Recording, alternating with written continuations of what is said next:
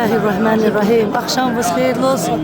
Değerli halkımız, milletimiz, gördüğünüz bu mübarek ev, bu mübarek beyt Allah'ım müqəddəs evidir, Beytullah'dır. Gördüğünüz, toxunduğumuz bu məqam, bu məkan Mevla Əmirəl Mömin Əli ibn Əbi Talibin doğulduğu bu yerdir. Allah'a and verək.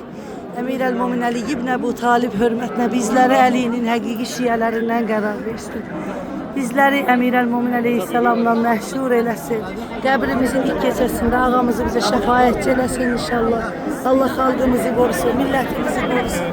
Kəbə evində, Allah beytində Azərbaycanımı dua edirəm.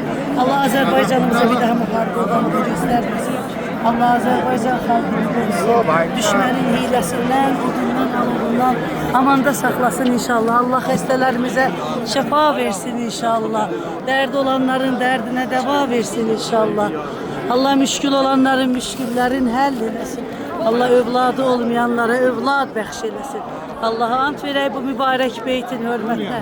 Hər kəs bu evi görmək istəyirsə, hər kim bu evin arzusundadsa Allah bu evi gəlib görüb ziyarət etməyi hər bir kəsə nəsib eləsin.